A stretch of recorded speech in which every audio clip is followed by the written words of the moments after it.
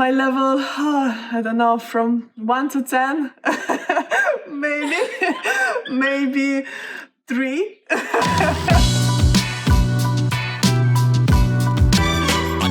Hi, how are you? All is good. Good night's sleep. Where are you now? You at home, like everyone, I guess.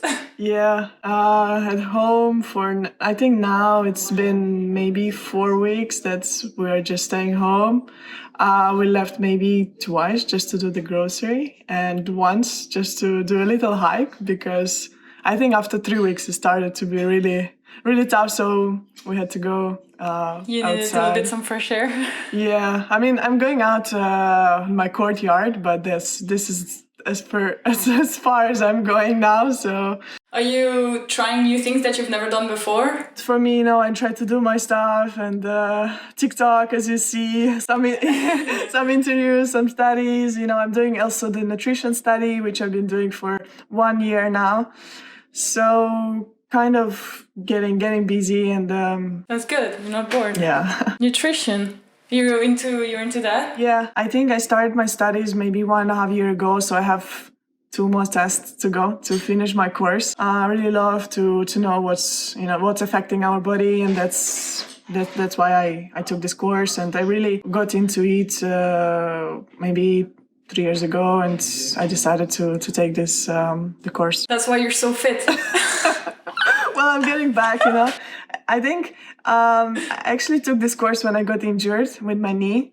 I was struggling, so it was really tough for me to stay fit. So I couldn't do much, and it's injury. It's always not easy, and you get lots of opinions, and they're not always right. So you try to learn something, and I think that's when I got into nutrition, and I tried to find something what's gonna suit me, and in the end I just got to study and try to find myself what's the best. What are you missing the most during this quarantine? Winning on the tennis court. Winning more than hitting the ball? The winning feel? Yeah, I think this winning feel is something that you start to miss, and for sure, going back into tennis is gonna take lots of work and lots of process of getting the feeling back of the feet, of the hand, of everything, of the racket. Blisters. So yes, for sure. Some injuries on the way. So I'm definitely not missing that. But for sure, competing in front of many people and playing on a big stands, Grand Slams, big tournaments, any tournament to be fair, just winning feeling, and especially when I finish my kind of last match by winning the tournament, it's a bit disappointing because it just got back into my routine. It's like so frustrating.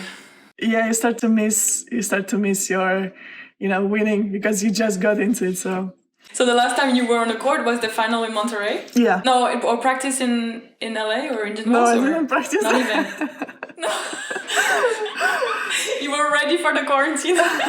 Yeah, I was I think 3 days in LA, and we were waiting for the decision about Miami. So it was anyway 2 weeks, and I just finished. It was 3 hours final. So, and I flew almost straight away. So I was dead, and I didn't want to practice. And I saw you were you did this picture with Gail when it started the confinement, showing to tell people to stay away from each other and for social distancing. Can you tell a little bit about the picture and also this video that you make? You like to make social media content together? This picture was taken actually the last minute before You flew home? Trump announced that they're gonna close the border. So we were actually in LA.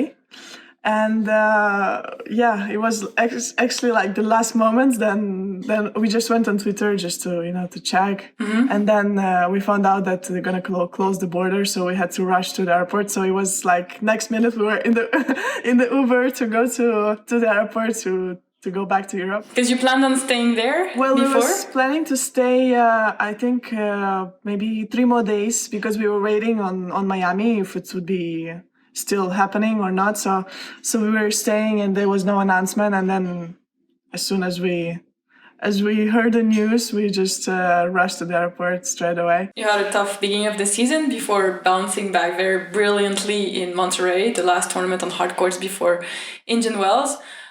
Where you won the tournament. You said before that you were trying to find your level and you had to improve some things. You were still trying to find what you had to improve to get back at your level. Do you feel like you were getting back at this level in Monterrey and after winning? I think that period when I had my injury it was really tough because my game is very physical and I have to be almost at my best to play well and to just to feel good on the court. So it took me some time, and I think also I was playing well already in Shenzhen. I made the final, and it was tough because you're playing against the best players. So I just had to find my balance and to find a way, and I think was getting back. And I mean, it's a bit frustrating that we had to stop, but in the end, it happened, and I tried to accept it. You went alone in Thailand. You played this tournament before Monterrey.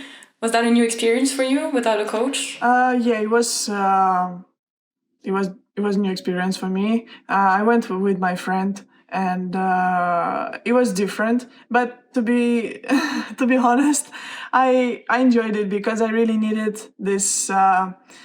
I think this kick because I was not feeling good when I was on the court, off the court as well with my tennis, and mentally I think it really refreshed my mind.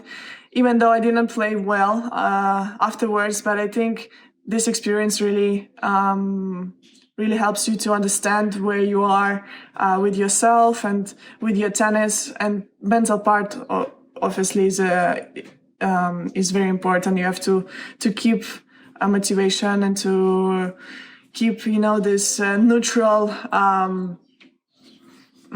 thinking, because sometimes in tennis you can get over negative. So I think neutral thinking, that's where you try to find your own way. First sport you tried? I think it was tennis because I started when I was 3 or 4 years old. So, I mean, my brother was playing already and he's 9 years older. So I was actually almost born on the court, You liked it straight away? I liked it because I wanted some attention, and the only way I could get attention from my parents, it was playing tennis because they were so into it.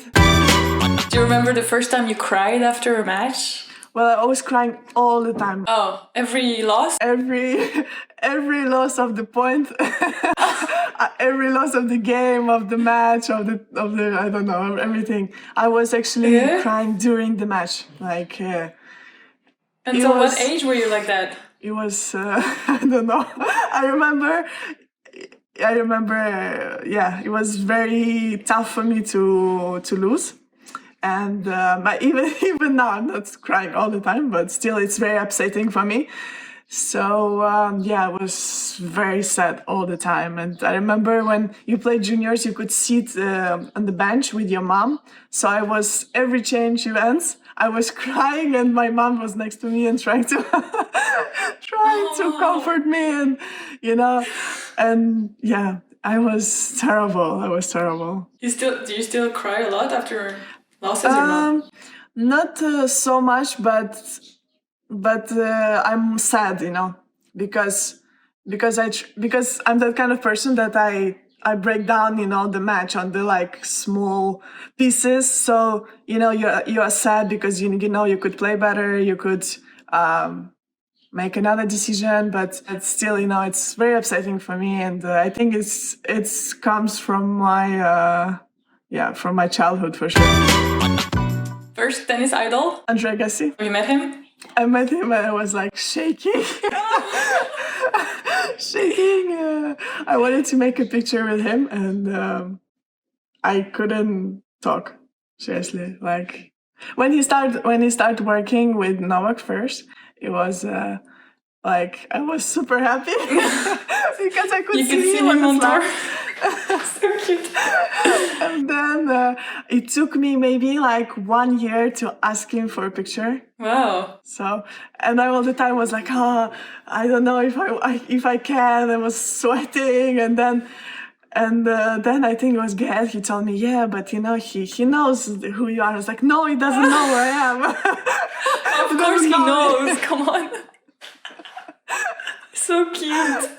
But it's nice to stay a child with these things, I think. You stay human. Yeah, no, it's crazy. I think it cannot function.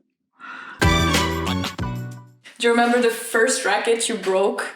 The first one I don't remember because I was hitting my racket a lot when I was losing when I was a child.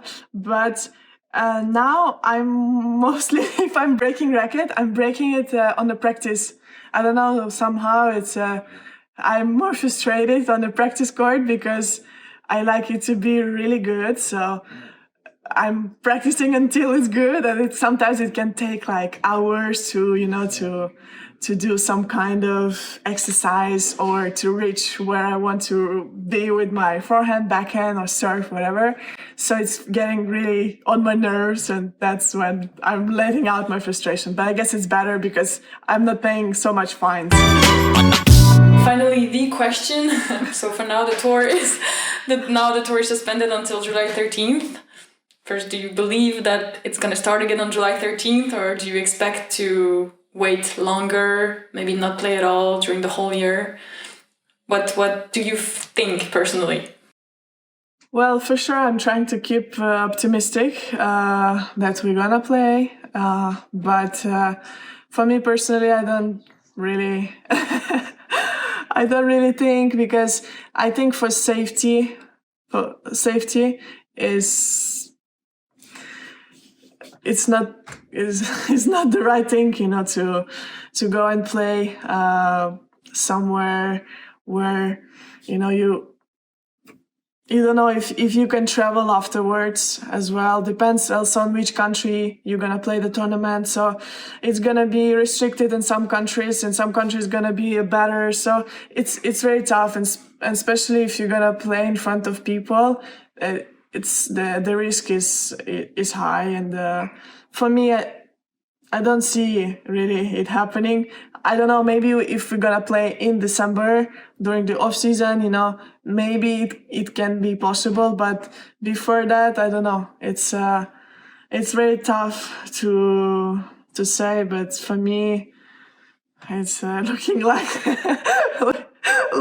like not really. I don't know. They're talking about playing empty stadium as well. Would you do it? Would you enjoy it, do you think? Going back if it's empty stadium, or would you rather wait longer? It's I would prefer to wait, because I think the big part is people who brings you energy and who really motivates you to play well. And because of the people, we have some amazing matches, and they really support you, and I think it's a big part. And I don't think if I will enjoy playing in an empty stadium. So it's but if we have to, we have no choice.